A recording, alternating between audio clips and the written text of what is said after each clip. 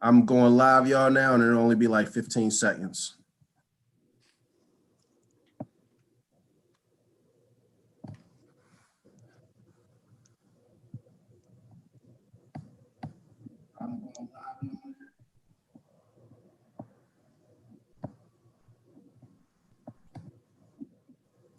Good evening. I'm Corey McCray, Senator for the 45th Legislative District and Chairman for the Baltimore City Senate Delegation. Just want to thank everyone for joining us tonight for the Baltimore City Senate Delegation weekly virtual grassroots briefings.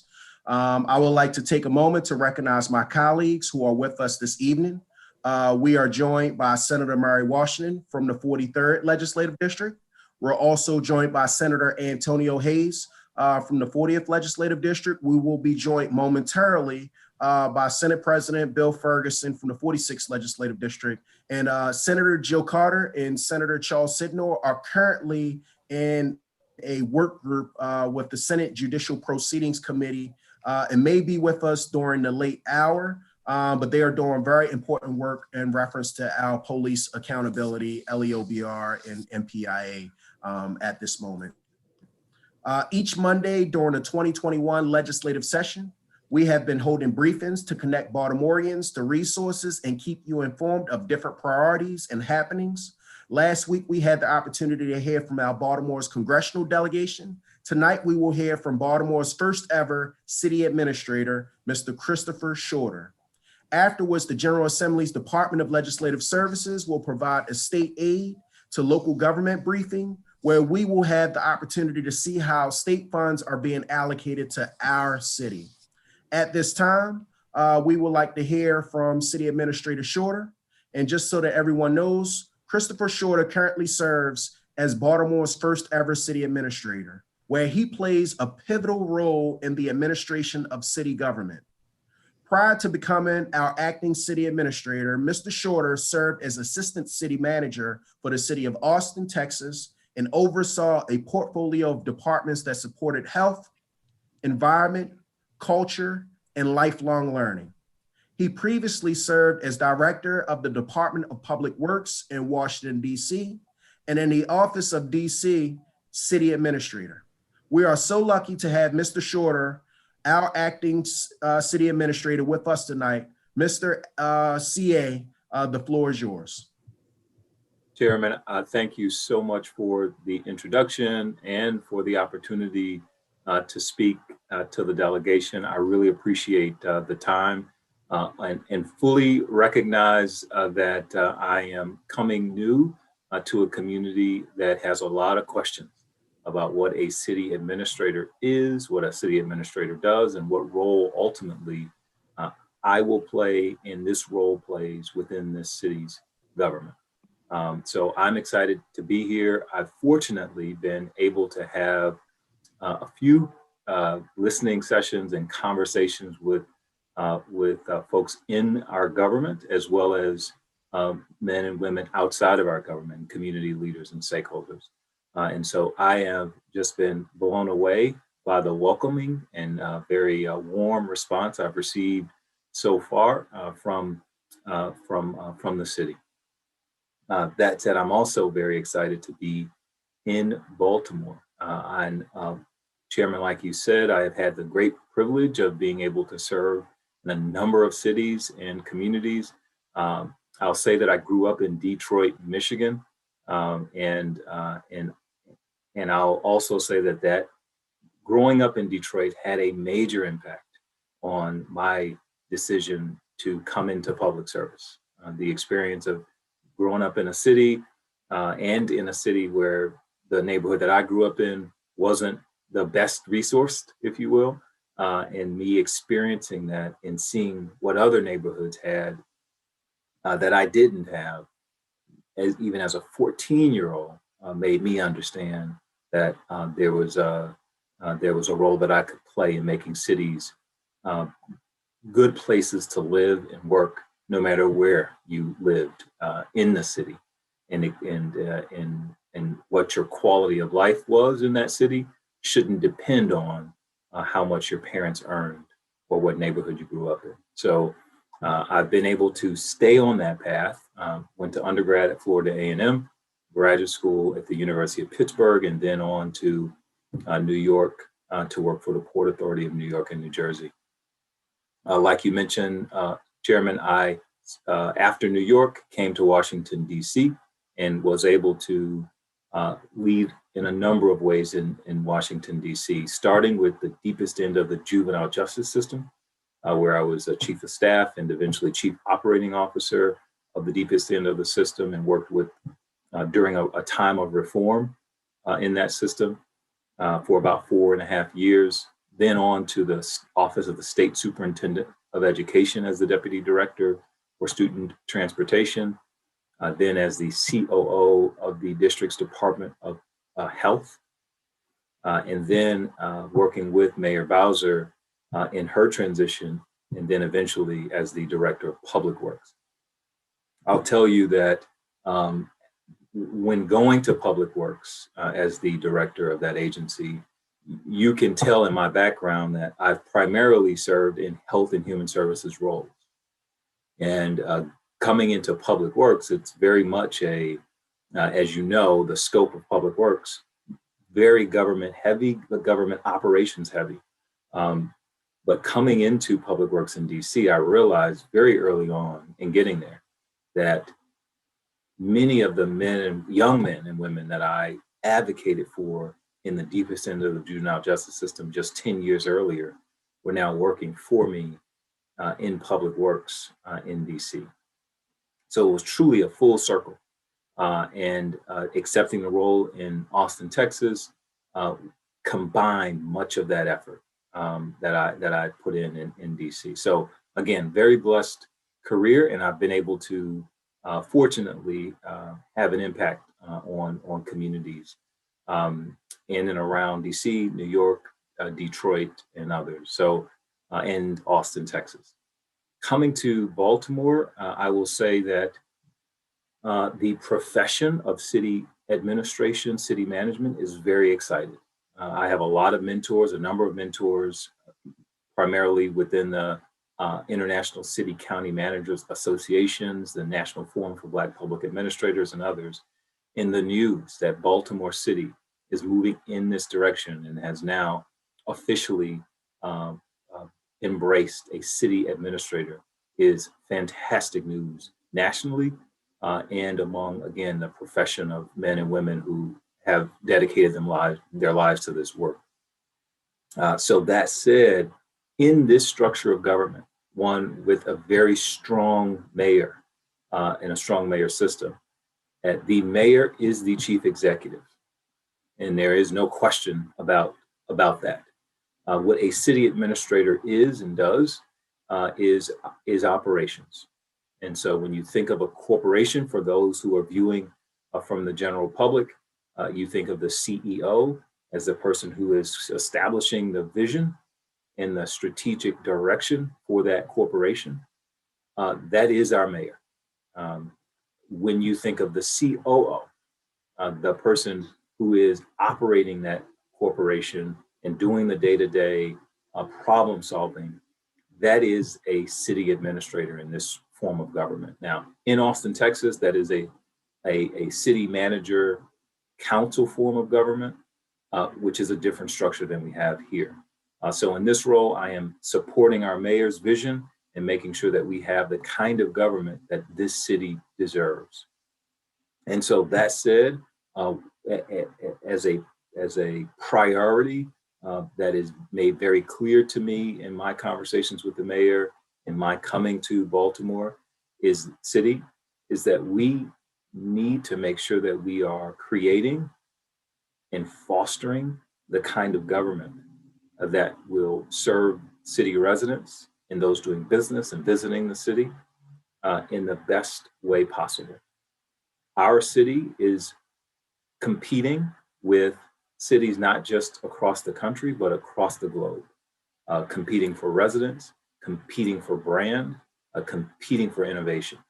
And we need a government that is competitive and a government that is serving our residents in the best way possible. That is Information is flowing in a seamless way. Data is being captured in an equitable and effective way. And that data is being used to make good management decisions.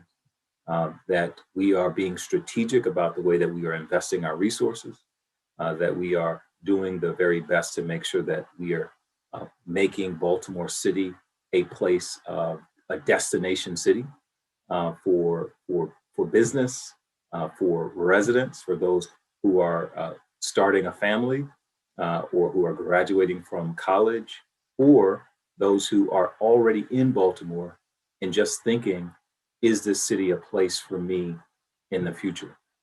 We want to say yes, and we want the quality of life in Baltimore to be representative of the future that we see for this city. And that's where I believe that a city administrator should and could play a very important role. Again, you have seen, many of you who are watching and following the mayor have seen our 100-day tracker, where we are making commitments around what this government can and should be doing. Some of you have seen the transition report, listing many of the actions, very, very tangible actions that this administration can and will be taking in the first term, in the first 100 days. And so what I will say is that as a city administrator, I am a front line in terms of making sure that our government is organized and ready to bring those goals and vision to reality. And so I'm excited to be here, excited to be learning the city, and excited to answer any questions that you all might have about the role, about my background, and about how we move forward.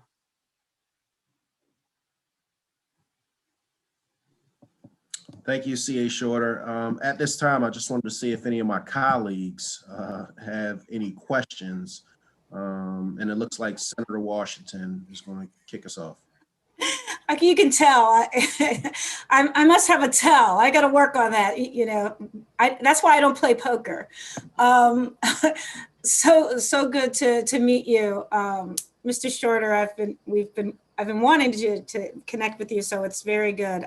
Just so that you know my background, I was a housing stat director in 2000 under the O'Malley administration. So I'm very interested in performance management and accountability and sort of the growth of all this. So I have two other questions, but my first one is around City Stat and what is now the Mayor's Office of Performance and Innovation. Yeah. One of the things that was always very positive, and I believe that the communities liked, is that this notion of a place where there was the accountability and there was that real-time interaction. Is that something you're looking to stand up again? And then two, are any thoughts about extending the involvement of the communities so that communities can kind of have their own stat sessions? I very much appreciate that question, Senator Washington. And I have fortunately sat through, at this point, several stat sessions myself. So the mayor has a police stat, there's a recycle stat. Many of you know that the mayor has made a very early decision to bring our recycling program back online. And so in that process have created a recycle stat to make sure that we are, even before it was back online, preparing. And now that we are back online, serving the city in providing recycling services, that we continue to monitor and report out on our capacity to deliver. So I've been extremely impressed already with the amount of effort that goes into preparing for our stats and the role that they play in making management decisions. And so in that, I know the mayor is very keen on making sure that stat plays a very big role in the process of continuous quality improvement for our city, for programs and for specific services. I will say that the stat process is not a replacement for a very clear performance framework. So with agency performance plans with very clear key performance indicators, with indicators around quality of life improvements. And so STAT will get us to improvements in specific programs, will get us improvements in specific services that are our front burner and high flyer, where we need to see immediate improvement. But I will tell you that I'm also looking to work with the Office of Performance and Innovation and with our agency leaders to establish a much more clear and sustainable framework for performance management within the city. Could I have a follow-up question? Because this is all new. This position is new. And so we're trying to, so if you could clarify. So, so would your position as CEO, would you be helping to set the standards, the goalposts, as you say, for that office? I'm trying to understand your portfolio. Would the mayor's office of performance and innovation be a part of your portfolio as the COO, or is that under the chief of staff and the mayor's as it has in the past? I appreciate that question, and I probably should have actually included that in my opening. Wow. That the mayor's office structure, there is still a chief of staff. Yep. and now a city administrator. The city administrator will support our deputy mayor for public safety, our deputy mayor for community and economic development, our deputy mayor for health and human services, and then a deputy city administrator. And in that, all of the day-to-day government operations, all of our agencies will report in through those deputy mayors and the deputy CAO. I will have our Office of Performance and Innovation reporting to me very directly, as well as our Department of Finance and a few other what we refer to as centralized support agencies, HR, finance, and a few others. So, and to the direct answer to your question is yes, the Office of Performance and Innovation will report to me very directly. And me and the Office of Performance and Innovation will make sure that we are prepared to implement the mayor's vision around performance in the city. Great, thank you. Thank you, Chairman. Thank you, Senator Washington. I'm gonna move to Senator Hayes, but before I move to Senator Hayes, I just want to acknowledge that we have been joined by Senate President Bill Ferguson, who likes to be called the senator from the 46th Legislative District. Sounds like we're going to keep having that introduction throughout the session there, Mr. Chairman. No, thank you to the chairman for inviting our guests this evening. Thank you, CAO Porter, for joining us. So like Senator Washington, I'm an old vestige from city government, and I formerly served as assistant deputy mayor for the city of Baltimore. And so this is really new to us, right? And so I think in quite a short amount of time, our chairman is going to kind of wrap this conversation up as we have another presenter. But I'm a little old school, and I think, especially given the significance of resources that the state of Maryland provide, I think there should be an opportunity probably outside of here. This is the first time this delegation's had a chance to meet you, and we're meeting you in conjunction with others watching here. But if you would at least prioritize an opportunity where we would have a chance to have a thorough understanding of, you know, what you would be responsible, how it rolls into city government, what role we could help play in supporting you.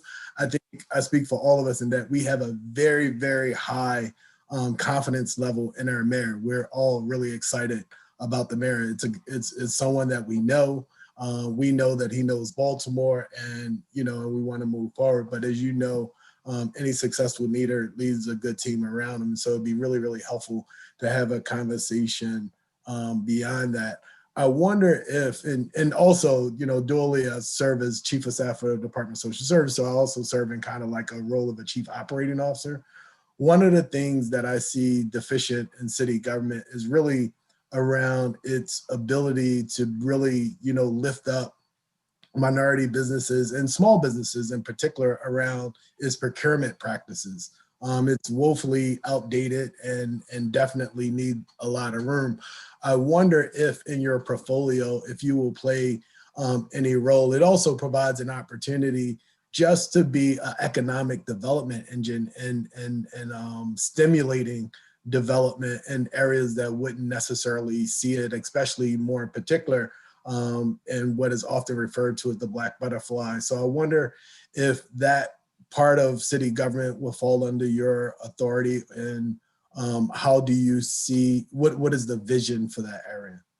Sure. No, Senator, I appreciate that question. And let me say first, absolutely, I would love to take time outside of this forum, whenever available to better explain, to provide more details about who I am and my background, and sort of, again, the vision forward. Um, in terms of procurement reform, yes, you probably know this, that the Bureau of Procurement rests within or is a part of our Department of Finance, which reports to me directly. I will be very directly involved. This is a clear priority of the mayor's. It's laid out in the transition report, and the mayor has been very clear that he wants to see a top to bottom review of our procurement practice, our procurement program citywide, not just our bureau, but all procurement activity within the city. And so I will play a very direct role in what that procurement process looks like, fully understanding that ultimately it will result in the need to change code, our ordinance. And so it's going to be a process, and one that involves our comptroller and council. And so any successful reform will include a very thoughtful and thorough feedback, if you will, from stakeholders, including vendors who are actually experiencing the procurement process. And so not just our government employees who might be good administrators and understand from a government perspective what needs to be done, but also we need to be able to talk to our elected officials. We need to be able to talk to our vendors and those who are doing business with the city. And so I'll say to you very directly that this is a priority, a top priority. You're likely going to see in the next week or two something coming out that initiates that reform, and that we will be doing that in partnership with other elected officials here in Baltimore City. So I hope that answers your question. And no, it absolutely does. And thank you for sharing that. I look forward. And the only other thing, and it won't be a question, but more of a statement, I would also, if you get a chance, direct you to the most recent Able Foundation report on housing. One of the largest hurdles I believe that we have in Baltimore is we have a lot of concentrated poverty and not a lot of opportunities for wealth building, especially in African-American communities. And the Able Foundation pointed out to us that the largest demographic of individuals that's leaving our city is young Black professionals. And so the individuals that myself and the mayor and others have went to school with have decided not to call Baltimore home. The only new development that's happening outside of what I refer to as the Gold Coast is light tech tax credits. And that's only because the state of Maryland incentivize, low income development in these neighborhoods, but there are opportunities. And, one of the things that I love, and I'll wrap up, Mr. Chair, I see the eye you giving me, and I'm gonna finish real quick. But I most recently watched the documentary of Mayor Maynard in Atlanta, Georgia.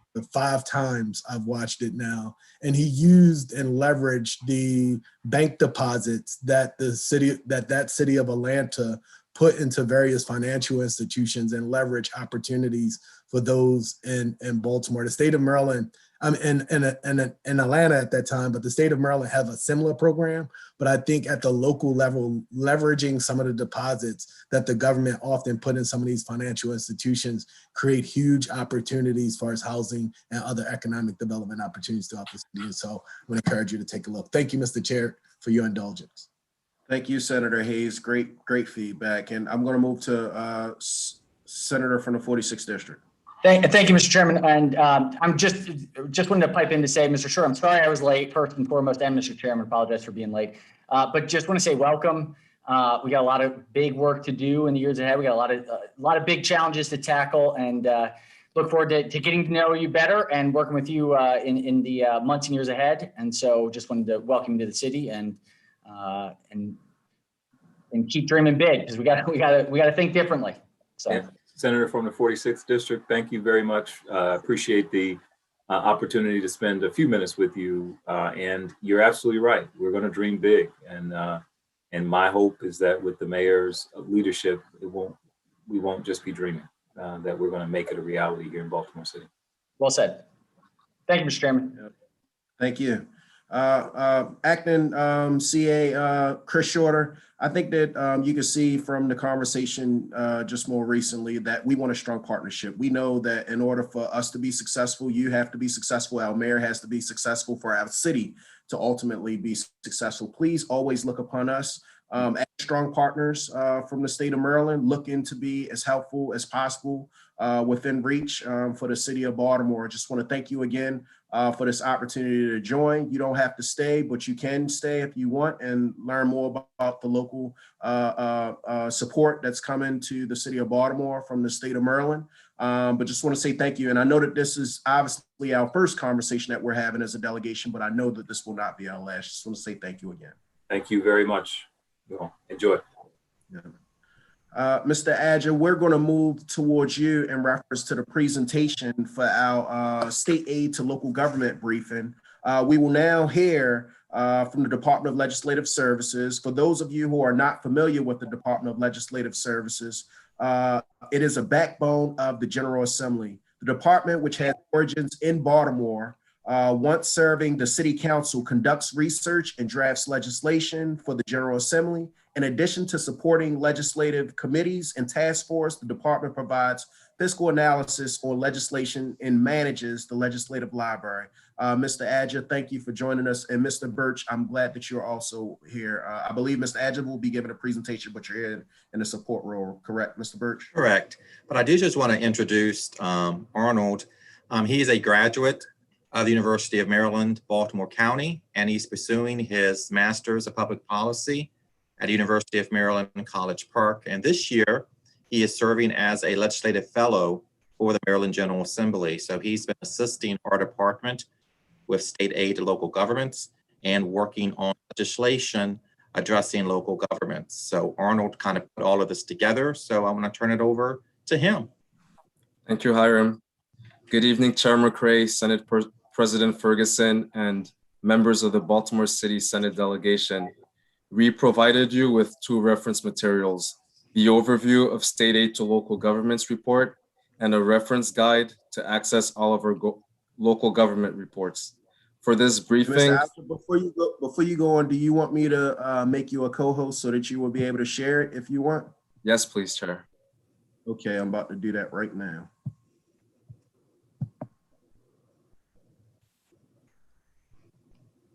So You should yes, now be a co-host.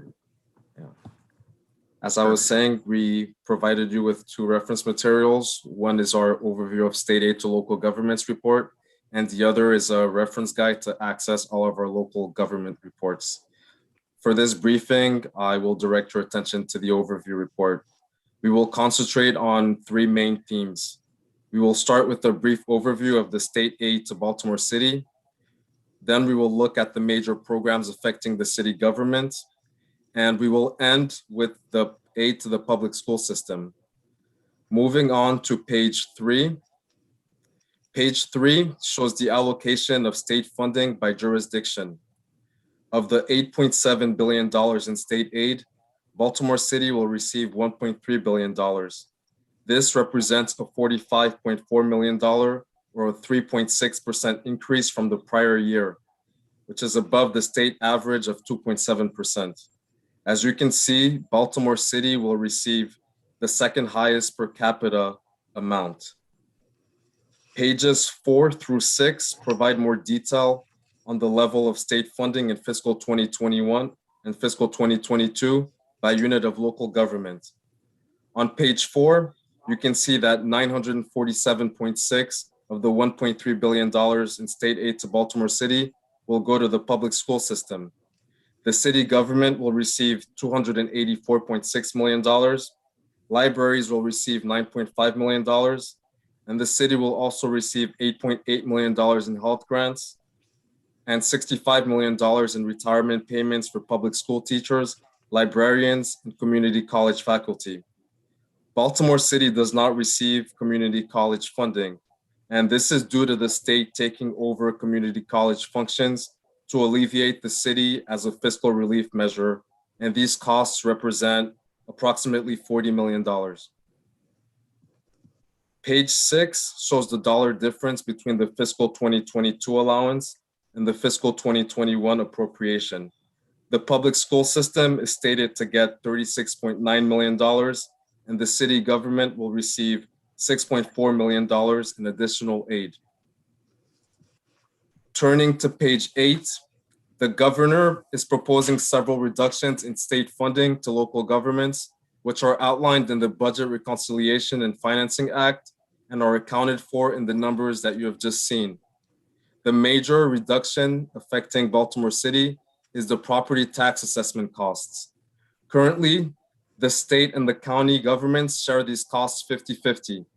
The governor is proposing to alter this to 60% local and 40% state.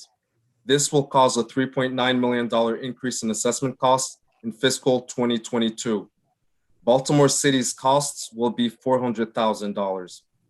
By fiscal 2025, the locals will be expected to cover 90% of these costs, with the government's expected to pay $15.8 million, and the city's share will be $1.6 million.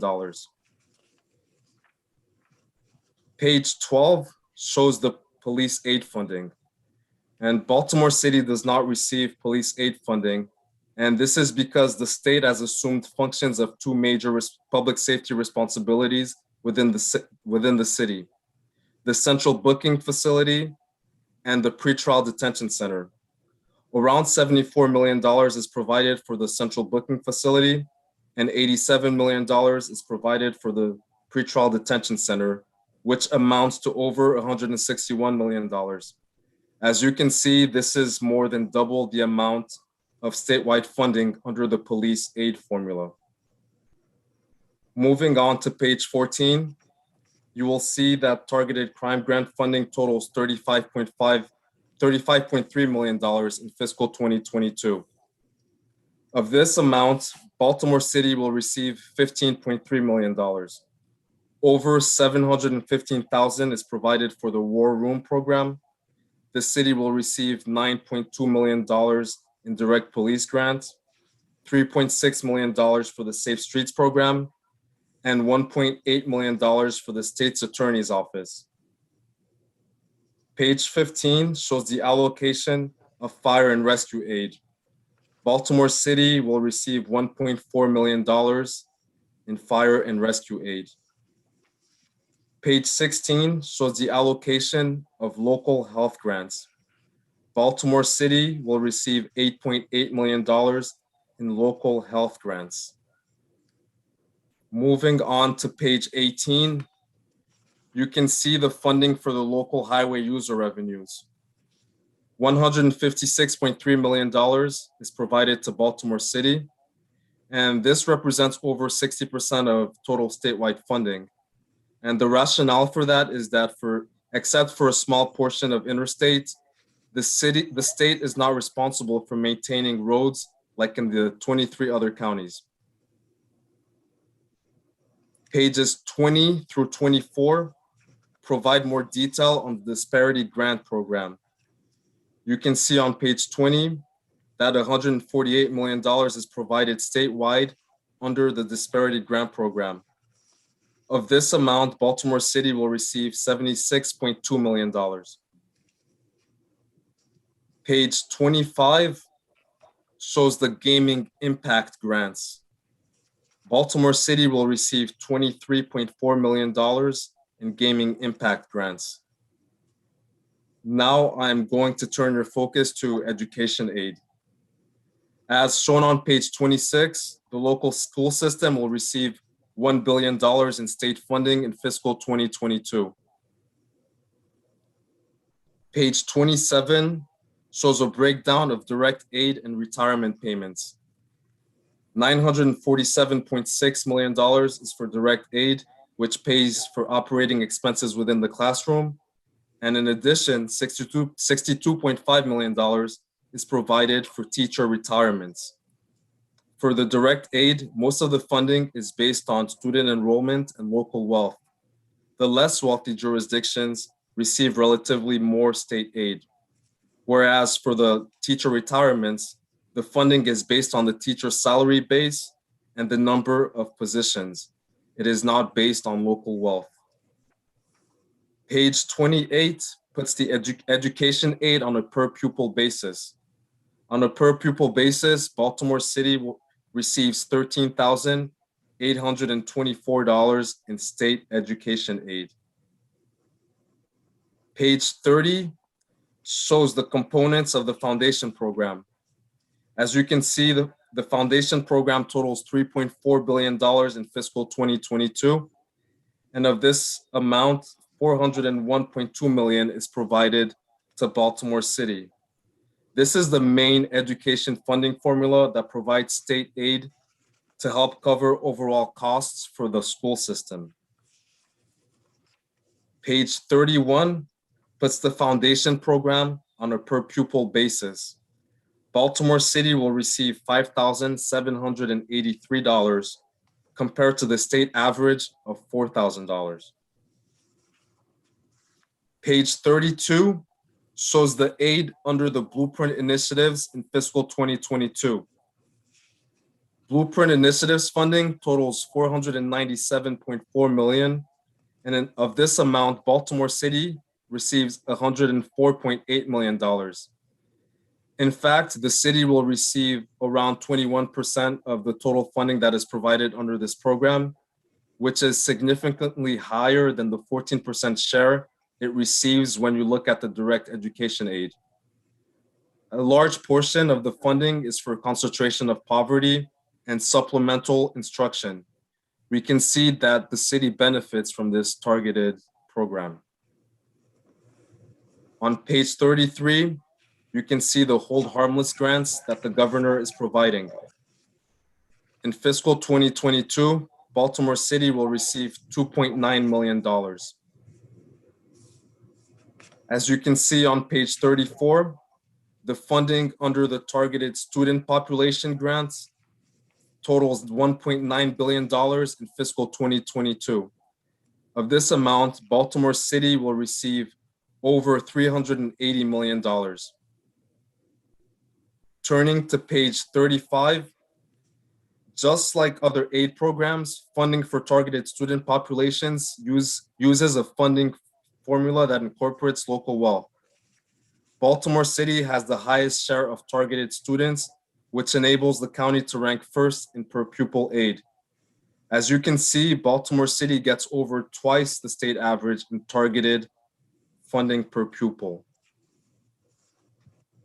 On page 36, you can see that Baltimore City is over 2 times the state average for free and reduced price meals, slightly below state average in English language learners, and above the state average for students receiving special education services.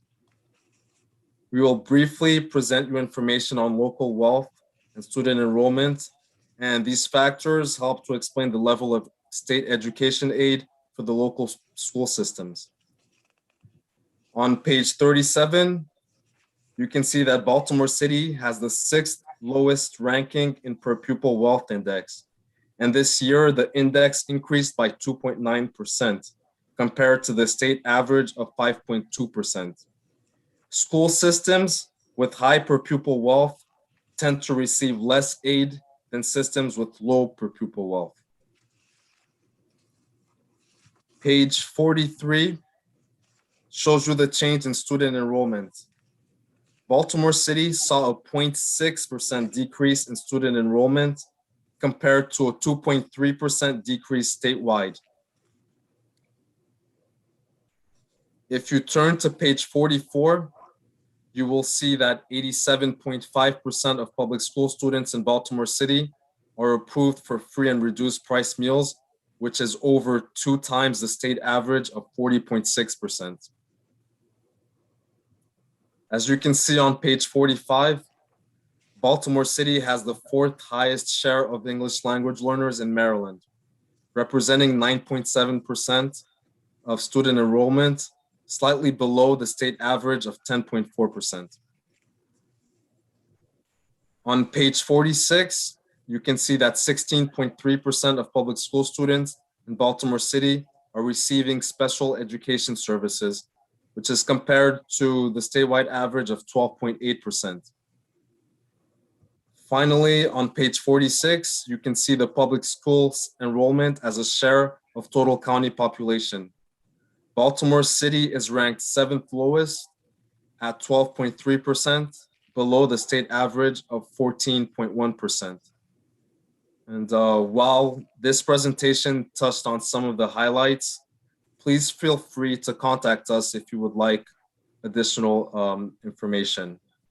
Now we will open it up for questions. Thank you, Mr. Aja, for the thorough report.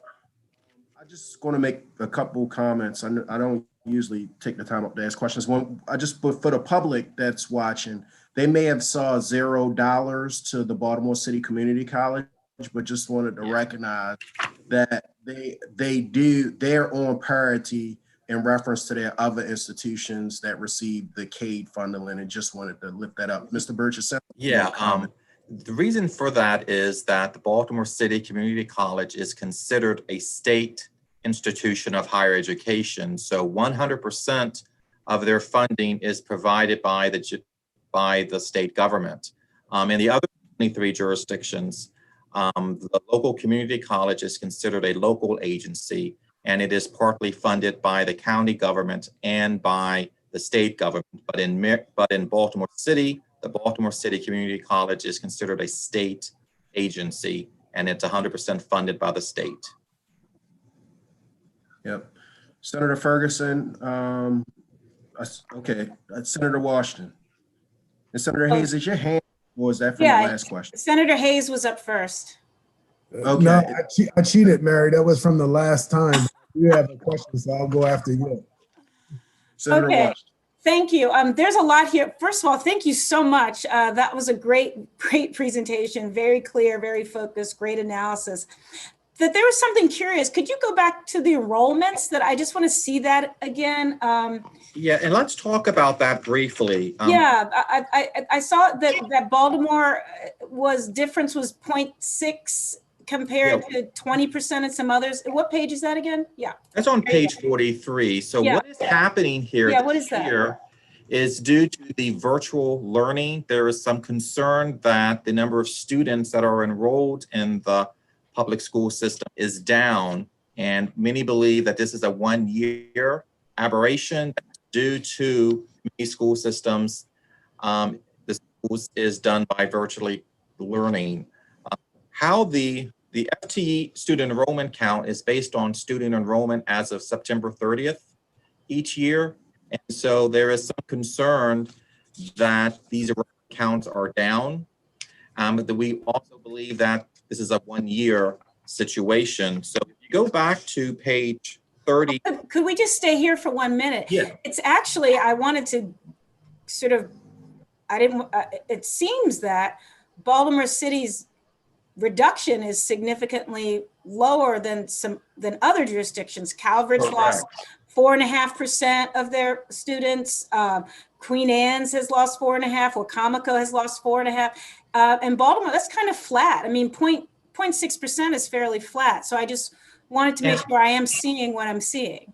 And also, Baltimore City has been experiencing declines in their student enrollment. So I think what's happened is that in some of the other jurisdictions, there's been a large drop-off in student enrollment.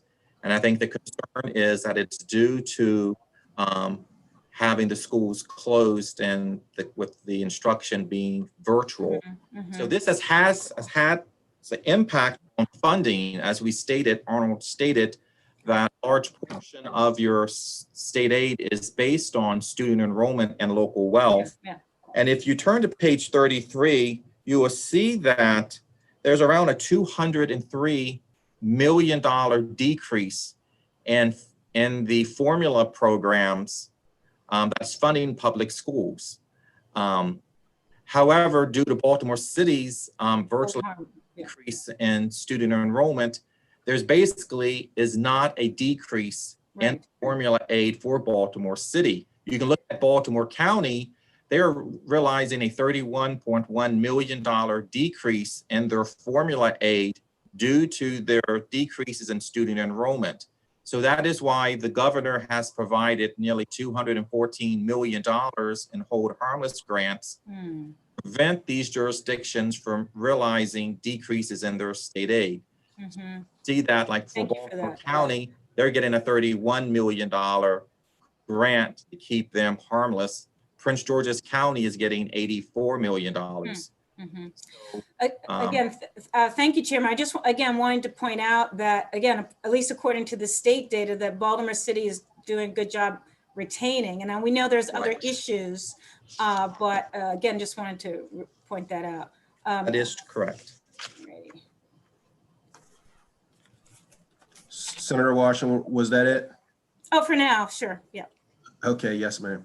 I think that you absolutely right in lifting it up. I remember having a conversation with Dr. Santelises and asking the question when we come up with, because we knew that all school jurisdictions will be losing population, and mine was, how bad is it going to be? And she said, in comparison to the other jurisdictions, we don't look that bad. And that was like one, because we've always been looked at in a bad light from our school system. This was one of the highlights, and I thank you for lifting it up. I also think they've done a good job, really. I know, trying to reach out and working with partners to, when kids don't show up, to knock on the doors and get them to.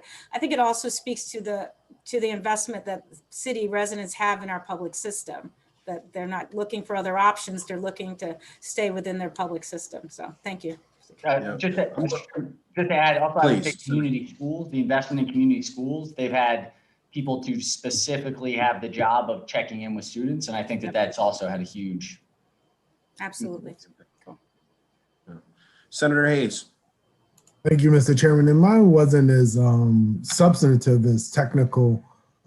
Typically in a non-COVID environment, we used to get the local government law binder separately. During COVID, we have a lot more stuff available to us online.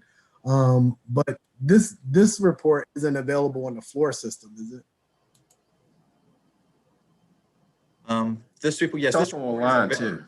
It's available on the DLS website.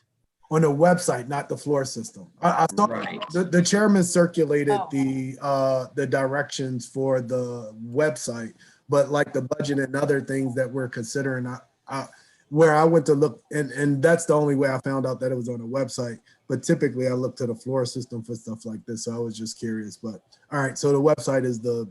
Yes, so this information is available to the public as well. So if they go to the Department of Legislative Services website, this information is available under the Intergovernmental Matters Work Group page. Got you. No, that's helpful. And I always looked at it as something that you all do a little bit extra. I know that Senator Washington served on the Propes and budget in the House, and I know that Senator from the 46th District prior to him having that position. But this is looked at as a little bit extra. It's not something that comes out in the respective budget, but just on top of us, so we can further deep dive into this information and be able to get an understanding of how it. Correct. And I do want to re-emphasize what Arnold brought up on page 32 of funding under the Blueprint initiatives. I know this was a big policy issue for Baltimore City. And if you look at the funding amounts that's being provided, Baltimore City Public Schools is getting a larger share of the enhanced funding and even a larger share of what they currently receive under the state funding formulas, because so much of the funding under the Blueprint initiatives is being targeted not just for students living in poverty, but students that live in a concentration of poverty. So you can see that Under current law, the funding formulas, Baltimore City shares around 15% of the total. The funding that they're getting under the blueprint is in excess of 20%. So Baltimore City Public Schools will be getting an even larger share of funding due to what the legislation that the General Assembly has approved. So that is the good thing for the city public schools. Got it. Just want to make sure that there's no more questions by the body before we start to wrap up. Oh, just one more. Senator Washington. Another thing of note is that, again, our formula is driven very much by poverty, and often you hear in the press about how Baltimore City gets so much money. And I just wanted to, again, draw attention. Again, we have a higher need, highest percentage of students that need support with disability, but also you noticed on your per pupil state education aid that Worcester, Wacomico, Allegheny, Somerset are also get direct aid more than we do as well. So it's just basically all the jurisdictions that have the higher concentrations of poverty. And I just wanted to make sure that when you're ranked by per pupil direct aid, Somerset County gets 14,185 per student. Baltimore City is 12,900. Caroline, 12,400, and Wacomico, 12,030. So you see both that intersection of rural poverty as well. But again, we're not the highest per pupil aid. Is that correct? Am I reading that correctly? That is correct. Okay, thank you. Thank you. Thank you, Chairman. Thank you, Senator Washington. You were on fire. All those misconceptions that pound us every week, I'm glad that you lifted them up. And just want to make sure that I thank Mr. Adja for a phenomenal presentation and great work. And Mr. Birch, just want to lift up on behalf of all senators for the City Senate delegation. Just want to say thank you all for your leadership in reference to DLS. As we close tonight, just want to say thank you to our city administrator one more time, Chris Shorter, and the Department of Legislative Services for joining us. We hope that those tuning in enjoyed tonight's briefing. As we always say, if the hour wasn't long enough for you, please feel free to continue the conversation by connecting with us, the senators, via social media. The Baltimore City Senate delegation is on Facebook, Instagram, and Twitter. You may also visit the web, bcsdelegation.com. We will be holding the grassroots briefing every Monday from 6 p.m. to 7 p.m. during the legislative session. We hope that you will join us next week for a discussion with leading health professionals on COVID-19 and the vaccine distribution. Wanted to say once again to everyone else, just have a blessed evening. Thank you.